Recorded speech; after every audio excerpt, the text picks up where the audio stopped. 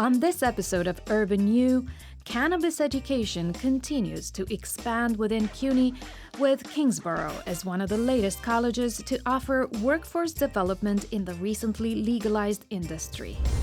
The Food Justice Advocacy program at Lehman College trains students in nutritional health to tackle widespread health disparities in the Bronx.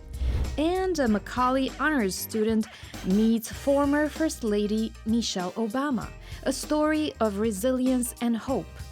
That and more, including our last of the CUNY School Names series with Brooklyn and Staten Island in focus.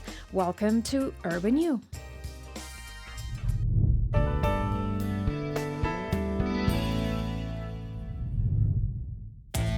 They're making history here in the East Village, and a lot of legal marijuana money. You couldn't miss the local news coverage. It's the Housing Works Cannabis Company, the first New York State licensed dispensary for recreational marijuana in the state, here at Broadway and 8th Street. Many more retail shops like this one will be opening in the coming months, creating hundreds of new jobs. And ready to train this emerging workforce? Kingsborough Community College. What better time for us to start this partnership with Green Flower than now to get people trained for the jobs that are here? That's Kingsborough's Christine Zagari-Loporto, here to describe 3 new intensive online courses that prepare students for jobs in the nation's flowering legalized cannabis industry. What differentiates our program is that ours is non-credit, short-term, intensive, really for somebody who wants to get in, get out, and get a job. The curriculum was developed and is taught by a company called Green Flower. Max Simon is CEO. Green Flower partners with universities and community colleges all across the nation. We have developed industry-adopted workforce development trainings that provide people with skills, credibility, and direction to participate in this legal industry, whether that means getting hired or that means managing a place or even starting your own business. We have 3 different career pathways, 3 different certificate trainings. One is Advanced Manufacturing Agent Certificate. The next is the Advanced Dispensary Associate Certificate. And the last is the Advanced Cultivation Technician Certificate.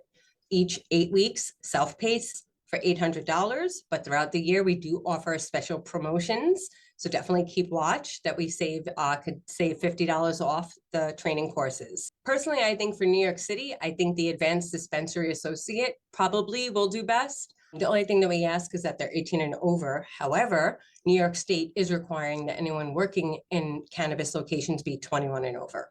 All of these programs can happen kind of at your own pace and on your own time from the comfort of your home. These courses are all online, taught by industry operators who have achieved success within that domain. There is an exam, and it concludes with a certificate of completion from Kingsborough, and also allows people to participate in our employer network, which is this network of companies who are hiring people with these kinds of qualifications really throughout the whole nation. What specific things does a retailer in cannabis have to know? It's a great question. So, for example, in the cannabis retail course, you actually go into a deep dive on cannabis products, understanding all the different delivery methods, the different effect profiles, why someone would choose one product over the other. So you have to learn the product type.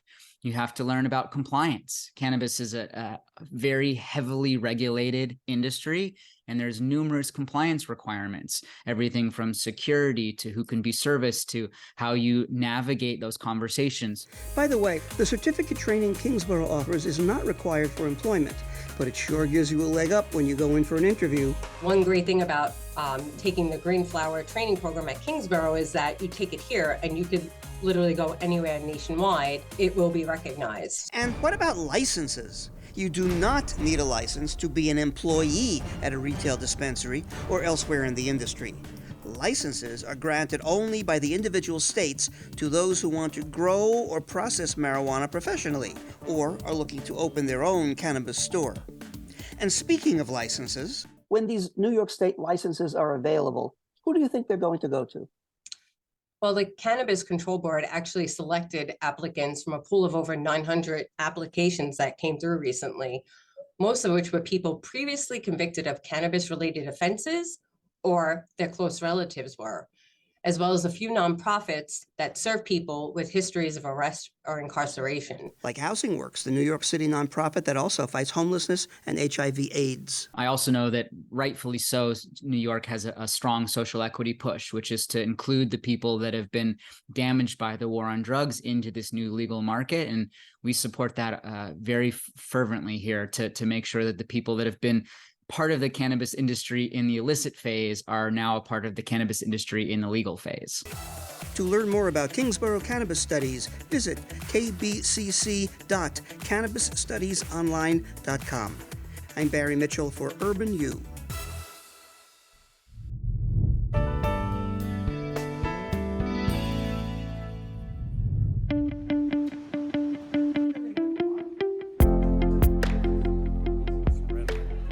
Our program really developed to help empower students so that they can advocate and learn tools concerning access to food so they can bring that out into the community.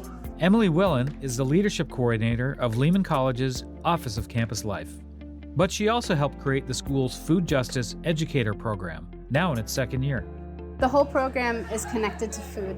We want to develop students so that they can learn different aspects of these skills. They can learn community gardening, cooking from scratch in a healthy way. Food workshops are just one part of the program. They help teach the students how to eat healthy.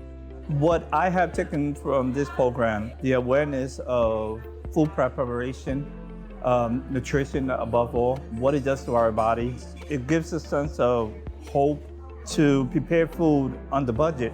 Joel Rivera was accepted into the Food Justice course. As he pursues his master's in health education at Lehman, he's spreading word about healthy food on campus. Going around the campus, sending awareness to the students that we have a food pantry and a food bank that are constantly giving out to the students who are in need. We also want to diminish the embarrassment within the students and feel as, hey, this is free food. It's nothing to be embarrassed about. The fact that Lehman College is in the Bronx is significant, as the Food Educator program addresses the needs of the Bronx community.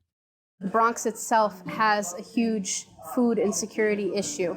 We have food swamps everywhere, which means there's access to food, but it's not good quality food.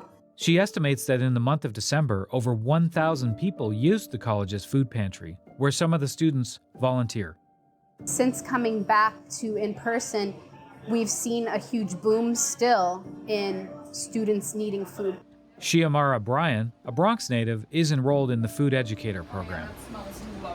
If anyone's grown up on a pantry line, some of the quality of the food sometimes is not the best. For me, like my mom and myself, my family, I grew up on pantry lines. Like I know what it's like to be hungry, to not be able to afford food. As I grew up and I started to realize I'm not the only one. There's so many people on these lines. Even today, you will see people in the very freezing cold on these pantry lines because they have nothing to eat. The more I went into food justice, I was just like, this is so much bigger than I could have even imagined. Xiomara does outreach in her community and at the college. If I could somehow educate students or educate the general public about the importance of eating well and having access to that and how much of a difference that makes, that's what I hopefully plan on doing.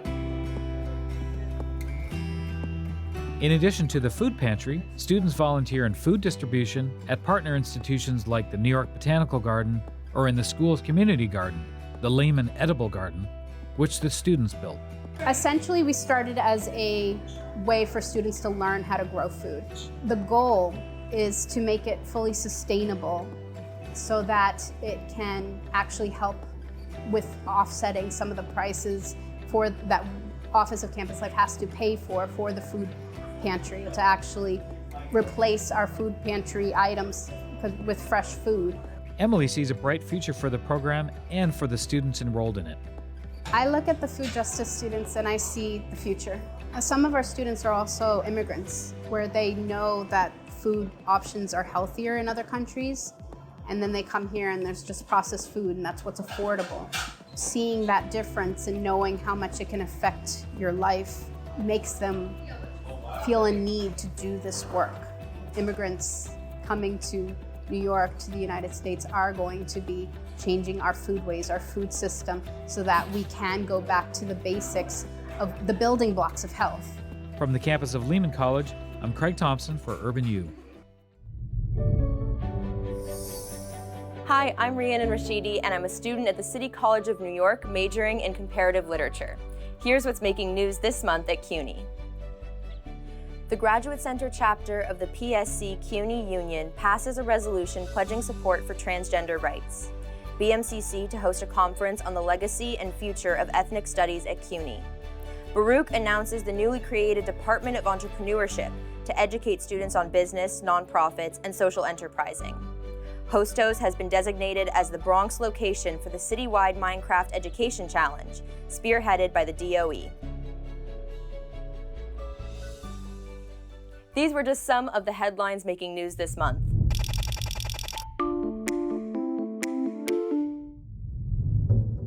When you're looking into the history of a place, sometimes the best spot to start is in the name itself. Some, of course, are self-explanatory, like why Brooklyn College is named Brooklyn College. But many have a story, and this month we finish our look into the tales behind our CUNY school names with a trip to Brooklyn and Staten Island. Let's talk community colleges. We've got Borough of Manhattan Community College, Bronx Community College, and Queensborough Community College. So why is Brooklyn Kingsborough Community College instead of Brooklyn Community College? The discrepancy comes down to the history of borough names versus county names. When the British captured New York from the Dutch in the late 1600s, they organized the area into counties for the first time, including Kings County, named for British King Charles II, and also Queens County for his wife, Queen Catherine of Braganza. Kings County had several towns, including the Dutch-named Brooklyn, as well as Flatbush, Bushwick, Williamsburg, but eventually, the town of Brooklyn grew to swallow up and annex the others, until the entire Kings County was filled with just Brooklyn. For all intents and purposes, the Kingsborough is Brooklyn, and Brooklyn is the Kingsborough. So when it comes to naming a college, tomato, tomato, Brooklyn, Brooklyn. And the College of Staten Island's history has a similar borough versus county tale. It was born out of the merger of Staten Island Community College and Richmond College in 1976. Richmond College being named after Richmond County. And just like Kings County, Richmond County too was an amalgamation of towns on the island before they all got lumped together as one thing. Same story, different borough. And the Richmond namesake? The same King Charles' illegitimate son, Charles Lennox, 1st Duke of Richmond. Back in Brooklyn now, we have another story of a college merger, New York City College of Technology, CityTech. In 1971, New York City Community College, what would become CityTech, incorporated another school into its fold, the Voorhees Technical Institute. So who was Voorhees? Enders M. Voorhees was a successful industrialist, particularly known as finance chairman of the United States Steel Corporation during World War II. He would go on to become the chairman of the Board of Trustees of the New York Trade School, which would be renamed for him in 1961.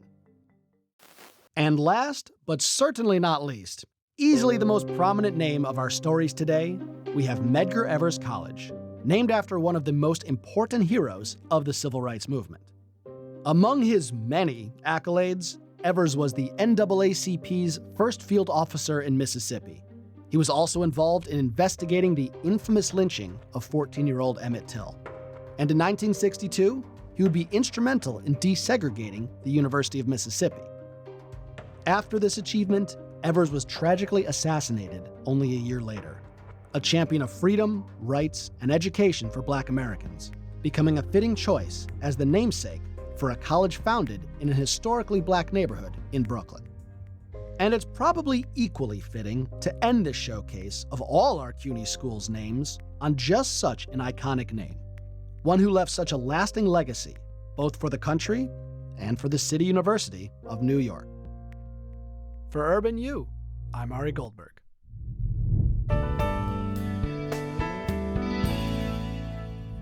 Dear Mrs. Michelle Obama, I am a 25-year-old woman with her eyes forward, towards consistent growth. Your book has been a boon on what could be a lonely journey. Most of all, your book has challenged me to explore my own voice and the story that I have to tell. Irene Dimatulac's story is one of hope and perseverance, a personal account that she wanted to share with former First Lady Michelle Obama in gratitude for how Obama's book, Becoming, had helped her through one of the toughest periods of her life. It was during Irene's time as a student at Macaulay Honors that she began to notice something had changed.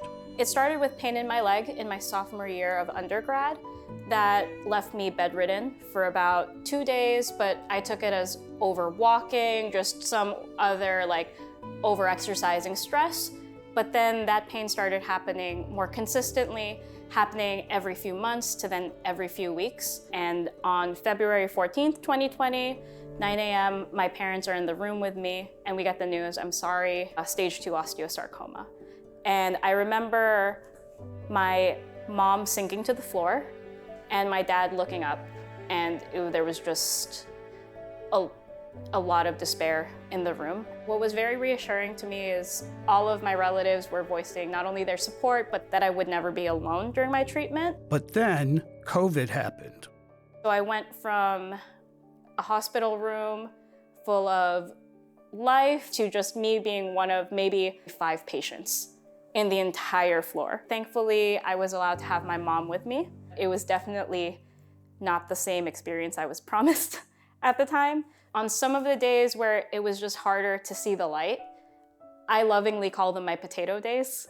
Those were the days that I felt buried, where I was just in bed wrapped in blankets with the lights off. I learned in that time that if there's one choice I can make for myself, it's, do I love myself in this moment?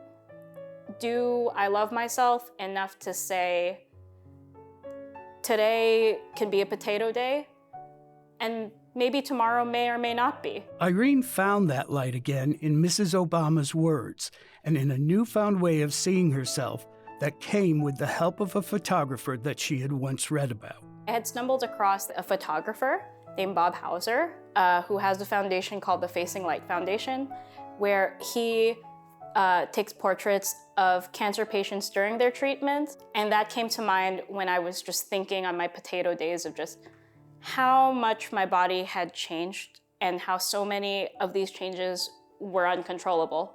After taking my photos with him, everything that I had been scared to see in myself, when I saw how he photographed me, I didn't see the scars, I didn't see my weakness, I didn't see the tiredness. I saw the light in my eyes, and I saw the optimism there.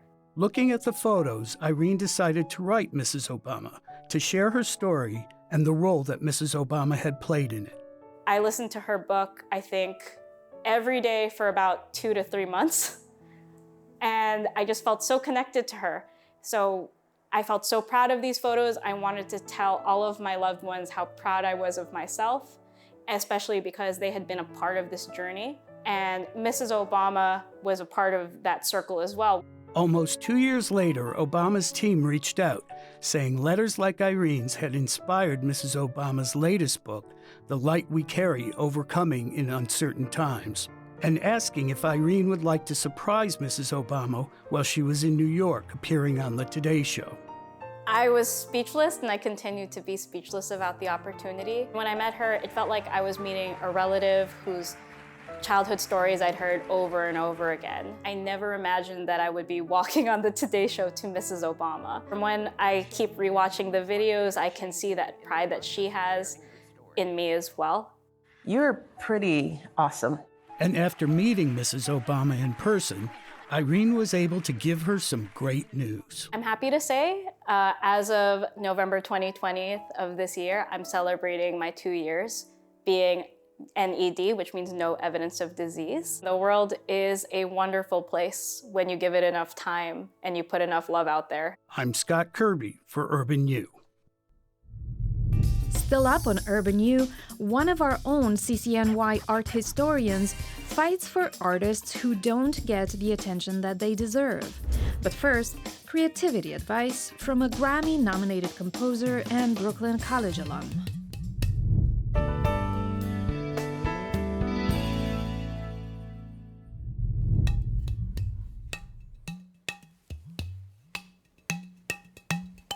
creativity and the idea of being inspired is something that artists of every background can relate to, which is to say, the average person thinks that we wait for inspiration and all of a sudden we create, when really what you're doing, whether you're a painter or a photographer or a composer, is you have to be present and patient for the idea to come to you.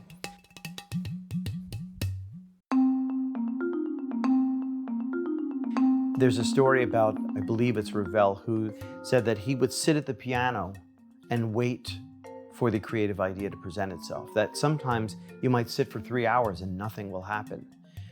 And nothing may happen in a day, and you have to come back and do that same thing and be present. So you wait for an idea. I think if you're really aware, it will come sooner than later.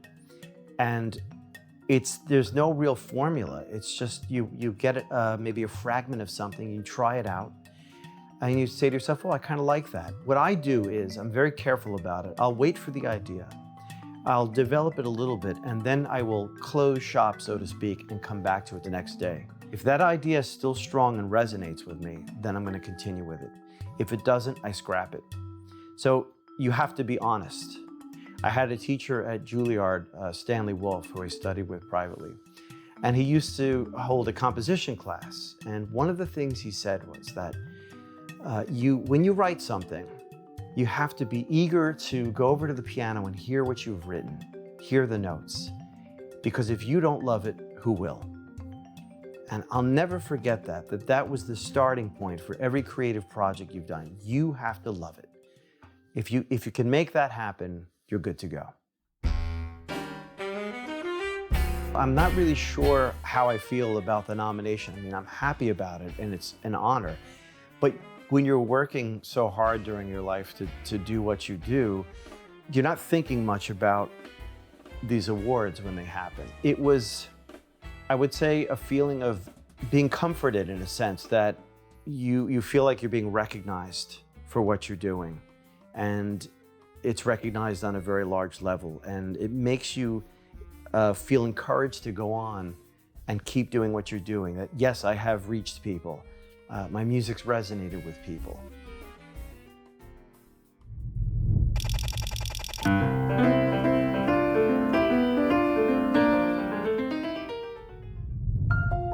Art historian Gail Levine initially wanted to be an artist herself, but her parents worried about her future and objected. She grew up in Atlanta watching her mom paint as a hobby. She'd gone to art school, really an amateur painter, and as soon as I could walk, my mother, who was painting, got me to paint to keep me busy so I wouldn't bother her.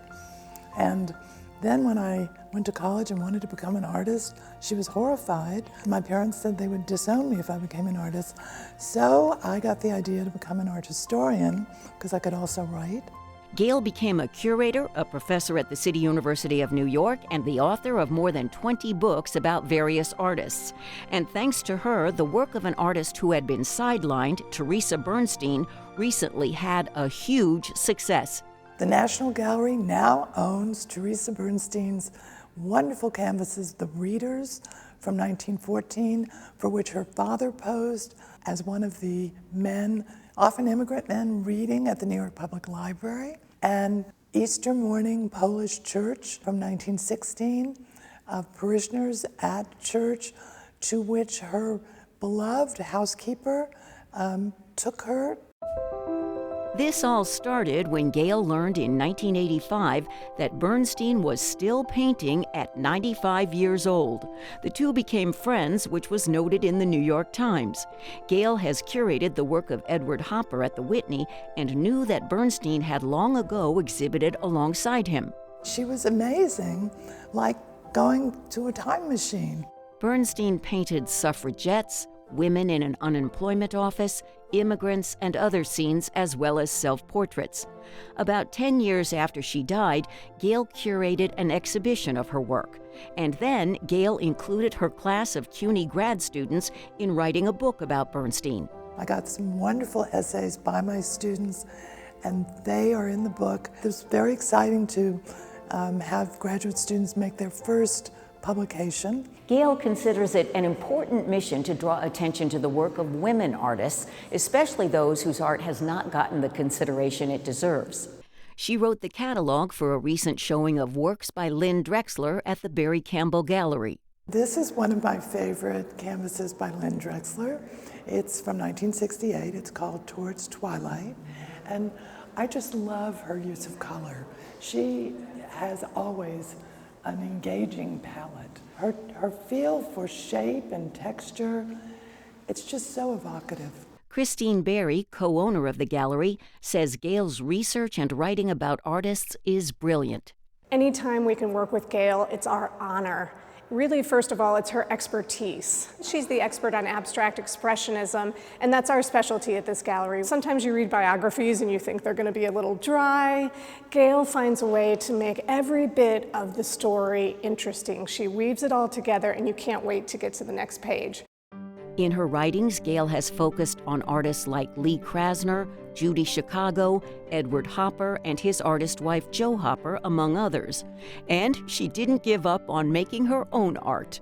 In spite of what your parents said, you actually did become an artist. Yes, I do work in ink and watercolor and acrylic. I had a show of collages. One of my collages that I liked most actually was stolen, but I've had a print made from it. Growing up in Georgia, we were told we were the Georgia Peaches. And so I depicted myself with a peach head, and the body is in part a Del Monte peach can. Well, when your art is stolen, it means somebody wanted it. So I have to take comfort from that. Gail is proud of the book on Teresa Bernstein, which was sponsored by collectors Martin and Edith Stein. When Martin died, Edith entrusted Gail to give more than 30 of their Bernstein paintings to museums around the country. That's why Lewiston Stadium, for example, is in the Phillips Collection in Washington. Mending the Nets and Gloucester in Blue are in the Cape Ann Museum in Massachusetts. And the Readers and Polish Church Easter Morning are in the National Gallery.